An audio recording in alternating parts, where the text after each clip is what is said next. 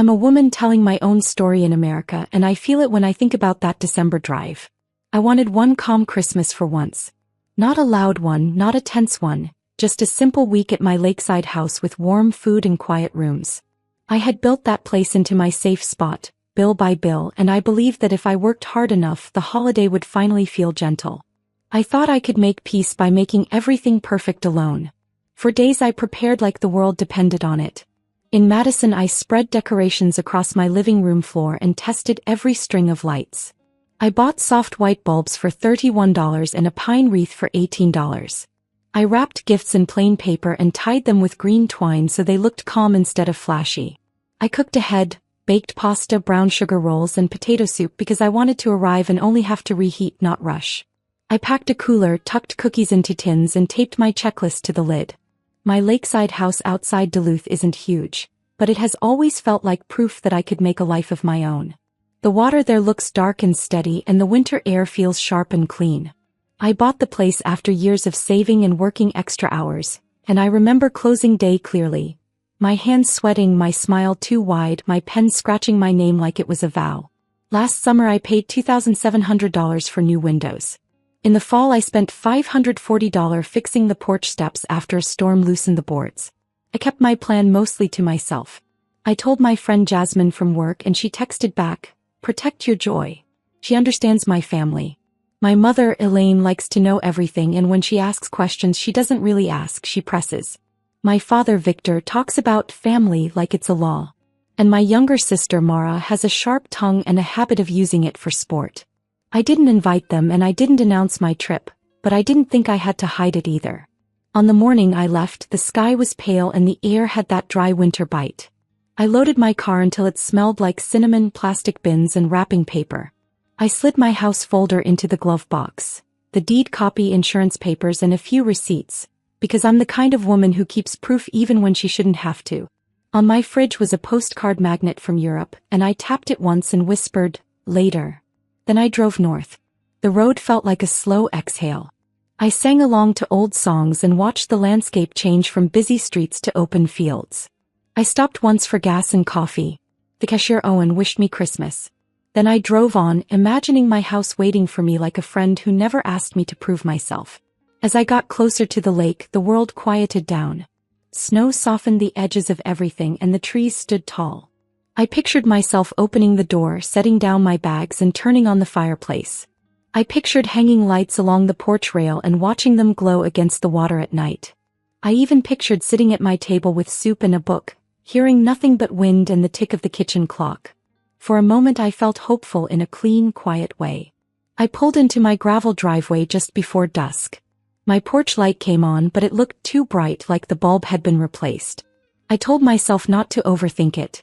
I carried the first bag of food up the steps, set it down, and reached for my keys. The metal was cold against my fingers. I slid my key into the lock and it stopped halfway. I tried again, slower. Still nothing. The key wouldn't turn and the door wouldn't give. I leaned in and looked closer and my stomach dropped hard. The lock was different. The old one had a tiny scratch at the bottom from when I dropped my keys on the concrete last year.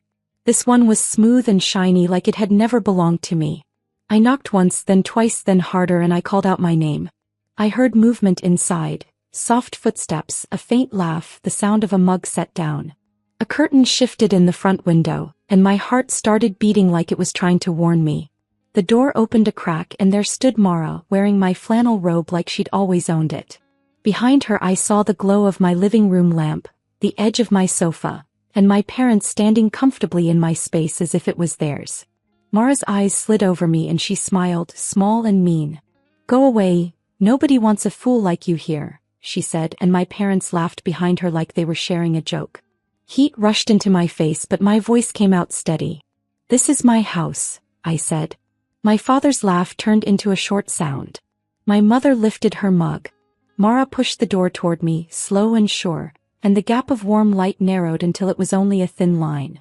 I stood there with my bags at my feet, my food cooling in the winter air, and my hands trembling in a way I couldn't stop. The latch clicked, and the silence after it felt heavier than the snow. I didn't scream. I didn't cry. I stepped down one stair, pulled my phone out with fingers that felt numb, and stared at the screen until the numbers stopped shaking. Then I dialed 911 because I knew with a cold kind of certainty that if I didn't protect myself right then nobody else would. I kept the phone tight to my ear as if that alone could hold me together. My voice shook when I spoke, but I forced the words out anyway because I could feel my family's laughter behind the door trying to shrink me into silence. "I'm at my lakeside house near Duluth," I told the dispatcher. "My family changed the lock. They're inside. They're trying to throw me out of my own home." The dispatcher didn't sound surprised or angry. She sounded trained, steady, like a person holding a handrail in a storm. She asked for my name, my address, whether anyone had threatened me and whether there were weapons. I answered each question slowly like I was stepping on stones across a river. I gave my name, the street, the color of my car in the driveway, and I said, "No weapons that I know of," even though my sister's mouth had always felt like one. She asked if I could prove the house was mine. I swallowed and looked toward my car because I suddenly felt silly for packing my house papers the way I always did. "Yes," I said. "I have my driver's license. I have documents in my glove box. I can show you receipts too." Came out like a list, neat and stiff. I mentioned the things that felt real and plain. I'd bought firewood for $392 and I'd just spent $216 on groceries for Christmas meals. I told her I had photos on my phone from last summer, me on the porch steps with fresh paint on my jeans. The dispatcher said officers were on the way and told me to stay outside where I could be seen, to keep distance from the door and to call back if anything changed. When I ended the call, the quiet hit me like cold water. My hands were shaking so hard I almost dropped the phone, and my fingers felt numb from standing there with the wind moving off the lake. I set my grocery bags closer to the wall, out of the snow as if I could still protect the Christmas I'd planned. Then I hugged my coat around myself and stared at my own front door, trying to understand how a lock could make a person feel homeless in 1 second. From inside the house came another burst of laughter, louder this time, like someone had turned the volume up on purpose. I heard my father's voice, Victor, floating through the wood, and my mother Elaine's high laugh answering it. I heard my sister Mara talking fast the way she does when she wants to sound important. They were using my living room, my couch, my lamp, my heat, and I was outside like a stranger. I wanted to pound on the door again to scream that this was wrong, but I knew the moment I acted wild they would point at me and say, "See? This is why we did it." So I stood still. I watched my breath turn into fog and drift away, and I told myself over and over to stay calm. I tried to focus on small things so I wouldn't fall apart. The lake was dark and flat behind the trees. The porch boards creaked under my boots. A little string of holiday lights I'd hung last year still dangled by the window, one bulb broken, the rest dull because nobody had plugged them in. I thought about how I'd planned to replace those bulbs, how I'd even bought a new box for $14. The thought made me ache because it reminded me how simple my plan had been. I didn't want revenge. I wanted cocoa and quiet. I wanted to sit at my table and feel safe. Minutes crawled by like they were heavy. My phone screen dimmed and I tapped it awake again and again. Then far down the road I saw headlights sweep across the snow. 2 police cars turned into my drive, tires crunching on the gravel. The red and blue lights flashed against the trees and across my porch, making the snow look like it was changing colors. My chest tightened with a strange mix of relief and shame, because part of me still wanted to believe I should solve this without help. But another part of me, the stronger part, whispered that I had done the right thing. A tall officer stepped out first. His name tag read Officer Nolan Briggs. He had a winter cap pulled low and a careful look, like he was taking in every detail. Beside him came a woman officer with steady eyes and a calm face, Sergeant Raina Lowell. She didn't rush toward the door. She came straight to me like she could see I was the one standing alone in the cold. "Ma'am," she said, "are you the caller?" I nodded and my throat tightened so much I could only manage, "Yes." They asked me to explain what happened. I told them the truth in plain words. "I drove here with food and decorations," I said. "My key doesn't work because the lock has been changed. My sister opened the door and told me to go away. My parents are inside with her. This house is mine." Officer Briggs asked how I knew the lock was changed, and I pointed to it and described the scratch that used to be there. Sergeant Lowell asked if I lived here full-time or part-time. "Part-time," I said, "but I own it. I pay the bills." My voice wobbled and I hated that it did, but I kept going. I walked them to my car and opened the glove box with fingers that wouldn't cooperate. My folder was there exactly where I kept it. I handed them papers and Sergeant Lowell read them with the kind of focus that made me feel protected. Then I showed my driver's license and the photos on my phone, including a picture of the old lock from a repair last year. I didn't realize I'd taken that photo until I needed it, and when I found it, it felt like the universe had handed me a rope. Sergeant Lowell looked up and nodded once. She gave the papers back gently and said, "Okay. We're going to speak with them." The two officers walked up the porch steps together and I stayed behind them, close enough to hear but far enough to be safe. Officer Briggs knocked and announced, "Police Department. Please come to the door." He said it clearly, not loud, not rude, just firm. For a moment there was silence and I could almost picture them inside, stunned, scrambling to decide what mask to wear. Then the door opened wider and my sister Mara appeared again. Her confidence faltered when she saw uniforms. Her eyes flicked to me like a blade, but she didn't smile this time. My father, Victor, stepped up behind her, shoulders squared like he was about to argue with the sky. "This is family business," he said, waving a hand like he could wave the police away. My mother Elaine stood a little farther back, holding her mug, watching like she was waiting to see which side would win. Sergeant Lowell didn't move an inch. "This is a property issue and an unlawful lockout," she said, steady as stone. "She is the legal owner. You changed the lock and refused to let her enter." My father's face reddened.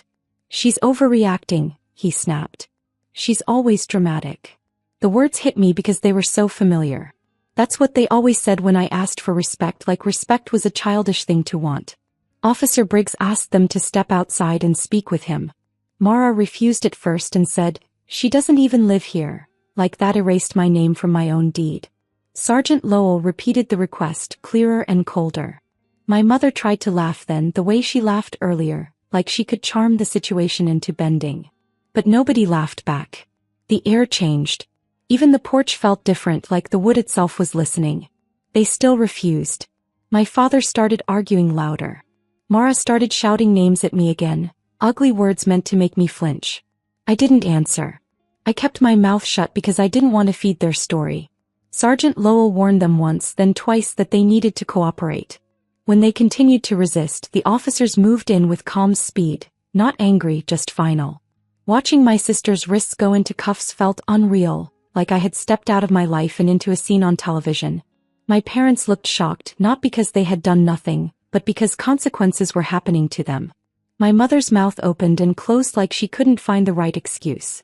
My father tried one last time to talk his way out, but Officer Briggs was already guiding him down the steps. As they were led toward the cars, Mara twisted her head toward me and hissed, "You'll regret this." Her eyes were full of poison and pride, like she couldn't imagine being wrong. I didn't answer her. I didn't need to.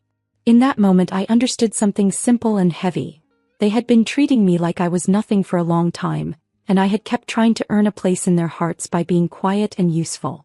Standing there on my own porch with my own proof in my hands and the police lights fading across the snow, I felt a line form inside me. Not a line of anger, but a line of truth. I didn't call the police because I wanted to punish my family. I called because I wanted my life back. And when the car doors closed and the driveway went quiet again, I realized I was done acting like their cruelty was normal, and I was done pretending that being family meant they could take what was mine and laugh while doing it. After the police cars left, my driveway went dark again, but my chest still felt loud. I stood on the porch of my lakeside house outside Traverse City, staring at the door like it might change its mind and lock me out all over again. The cold air smelled like pine and snow, and I hated that my own home now felt like a place I had to win back. I held my new keys so tight my fingers hurt, then I forced myself to breathe and step inside. The living room looked normal at first, but it didn't feel normal. The lamp was on even though I always leave it off when I'm away. A blanket was folded wrong on my couch. One of my mugs sat on the table with a coffee stain dried in a ring, like someone had been sitting there for hours, acting like they belonged. Nothing was smashed, but everything felt touched, and that was enough to make my skin crawl. I walked through each room slowly, checking windows, checking drawers, checking corners like my piece might be hiding somewhere. That night I didn't cook the meals I had worked so hard to prepare. I couldn't stand the thought of eating Christmas food, while my hands were still shaking. I made tea instead and sat at my kitchen table, listening to the wind push against the house. A locksmith named Mateo Rios had come earlier to replace the lock and add a stronger deadbolt, and I'd paid him $470. When he tested it, the click sounded firm and clean like a promise. Still, I checked it again before bed, then checked it again after I brushed my teeth as if fear could sneak in through a crack. In the morning, my phone started buzzing like it was angry with me. The first voicemail was from my father, Grant. His voice was hard and neat, like he was reading rules from a paper. He said I had embarrassed them. He said I made them look bad. He said family doesn't call the police on family. I listened once, then deleted it. The next voicemail was from my mother, Lorraine, and she sounded softer, but the words were sharp underneath.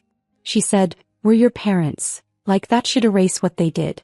She said I was being cruel, like I had stolen something from them instead of protecting what was mine. Then my sister, Bianca, called from a number I didn't know. She left a message full of poison, talking fast and laughing in the wrong places. She said I always acted like I was better than everyone. She said I deserved to be alone if I wanted to play the victim. When I heard her laugh, my stomach turned. It wasn't just anger. It was enjoyment. Like my pain was entertainment. For the rest of the week, I didn't answer a single call. I didn't text. I didn't defend myself. I knew that if I opened even a small door, they would push it wide and drag me back into the same old fight where I ended up apologizing for getting hurt. So I stayed silent on purpose. I turned my phone to Do Not Disturb, and when unknown numbers rang, I let them ring until they stopped. Living in my house that week felt strange, like I was renting my own life. I kept the curtains closed at night. I jumped at small sounds. I couldn't relax on my couch without imagining my family sitting there, laughing behind my back. I tried to decorate once. I pulled out a box of lights I'd bought for $29, but my hands froze halfway through. I put the lights back like they were heavy. On the third day, I called a lawyer named Harper Quinn. I told her everything in simple order. The changed lock, the words at the door, the way they refused to leave. She didn't ask what I did to cause it. She didn't make it smaller. She said, "You have rights and you used them." Her fee was $1,300 and paying it felt like buying a fence for my mind. Somewhere in that week I understood something that hurt but also freed me. I had spent years trying to earn kindness from people who treated kindness like weakness. I kept thinking if I stayed patient enough they would finally respect me. But respect doesn't grow in a place where people enjoy humiliating you. That is not love. That is control. By the end of the week, I stood at my sink looking out at the lake and knew the truth. I didn't feel safe in my own home anymore, not because of strangers but because of my family. So I made a decision that felt like grief and relief at the same time. I decided to sell the house. I called a real estate agent named Celeste Marino. She walked through the rooms, looked at the view and said it would sell fast. When she asked if I was sure, I said yes without shaking. I wasn't running away from the house. I was walking toward a life where my key worked, my door opened, and nobody laughed at me from the inside. Selling the house felt like cutting a rope that had been tied too tight around my life. I didn't expect it to feel so physical, like my chest was finally allowed to expand. The lakeside house had been my dream and my proof, but after what my family did, it also became a place where I kept replaying the same moment. My key failing, the door closing, their laughter floating through the wood. I knew I could repaint walls and replace locks, but I couldn't scrub that memory out of the air. So I chose something I had avoided for years. I chose myself. The sale moved faster than I thought it would. My agent, Celeste Marino, brought people through in neat little groups, and I walked outside during each showing, standing near the water and listening to strangers admire the view like it had never broken my heart. I signed papers at my kitchen table, the same table where I once imagined Christmas dinner, and my hand stayed steady even when my throat didn't. When the final offer was accepted, I sat in my car for a long time and stared at my own front window, trying to feel one last wave of love for the place without letting it pull me back. Closing day arrived gray and clean, with snow packed along the edges of the road like a white border. I met the buyer in an office in Milwaukee and everything about the room felt plain. Beige walls, bright lights, a pot of coffee that smelled burnt. The buyer was a man named Declan Rowe and he shook my hand like he was greeting a coworker, not taking the biggest thing I had ever owned. He wasn't rude. He was simply neutral, and that neutrality was oddly comforting. For him it was a business moment. For me it was a door closing the right way, gently with my choice behind it. I signed my name again and again until the letters stopped looking like letters. I watched the notary stamp the pages, and the sound of that stamp felt like punctuation at the end of a long sentence. When it was done, Celeste slid a copy of the documents toward me and smiled. You did good, she said softly. I nodded, but I didn't celebrate. I just felt quiet, like the loudest part of my life had finally lowered its voice. After fees, costs, and taxes, I still walked away with enough to start over. I made a simple plan on a piece of paper because planning is how I stay calm. I set aside $18,000 for a fresh beginning, and I promised myself I would not spend it trying to fix people who didn't want to change. I paid off a small bill that had been hanging over me. I kept money for a move, and I tucked the rest away like a seed I refused to crush. That night, I slept better than I had in weeks, not because I had more but because I had less holding on to me. Packing was stranger than I expected. I thought it would feel like defeat, but it didn't. It felt like sorting truth. I didn't take everything. I took what felt like me. I wrapped my grandmother's quilt in a clean sheet. I packed one small box of ornaments. My favorites, the ones that made me smile instead of ache. I took my notebook, the one I write in when my mind gets too loud, and I slid it into my carry-on like it was a passport. I let go of the heavy things that had become symbols instead of comfort. I didn't tell my family my plans. I didn't call to announce anything. I didn't offer a goodbye speech. I had spent years giving them too many chances and too many words. This time I gave them silence. I blocked a few numbers. I changed my email password. I forwarded my mail. I handled my life like a woman closing windows before a storm, not because she's scared but because she's learned. A week later I flew to Honolulu, Hawaii. The moment the plane doors opened, warm air touched my face like a hand saying, "You're safe now." The sky looked larger there and the light felt different. Softer, brighter, less tense. I stood outside the airport for a second, just breathing, like I had been holding my breath for years and only now remembered how to let it go. I rented a small place near the water. Nothing fancy, just clean and simple, with a tiny porch and space for peace. The first night I sat on the floor because I didn't have furniture yet, and I ate takeout from a paper box like it was a feast. The next day I went to a second-hand shop and bought a chair for $95 and a small lamp for $28. When I turned that lamp on, the little pool of light it made felt like mine in a way the lake house no longer could. Nobody could twist it into a joke. Nobody could tell me to leave. I started building a new routine with gentle steps. In the mornings I walked along the shore and watched the waves roll in and out like steady breathing. I bought fruit from a market and smiled at the cashier, a woman named Mina Calder, who always said, "Have a good day, honey," like she meant it. I found a cafe where the barista, Luke Vance, learned my order and didn't ask questions about my past. Small kindnesses began to stack up like stones, forming a path I could actually trust.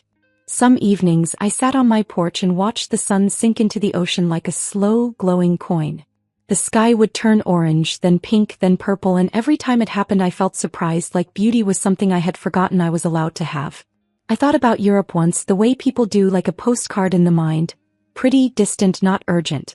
But I didn't want faraway dreams. I wanted real calm. I wanted the kind of life where my keys worked, where my home welcomed me, where love did not come with cruelty. My family tried, of course. Messages came through from new numbers, from cousins I hadn't spoken to in years, from people who wanted me to be the bigger person. I didn't bite. I didn't explain. I didn't argue. I knew the pattern too well. They would push until I reacted, then they would call my reaction the problem. So I kept my boundary quiet and firm. No speeches. No fights. Just no. When December came again, I surprised myself by decorating. Not big, not perfect, just enough to make the room feel warm. I hung a small string of lights along the porch rail, and the soft glow made my little place look like it was smiling. I set out my favorite ornaments in a bowl, not on a tree, just where I could see them. I made cocoa and sat in my chair with my notebook on my lap. And for the first Christmas in a long time, I didn't decorate to prove anything. I didn't cook to earn anyone's kindness. I didn't set a table for people who had laughed while hurting me. I did it for myself. As I could. Because I was finally learning that a home isn't just a building in America. It's the place where your heart doesn't have to brace for the next insult. It's the place where you can unlock the door and walk in without fear. And in Hawaii, with the ocean breathing in the dark and my porch lights glowing softly, I finally felt like my life belonged to me.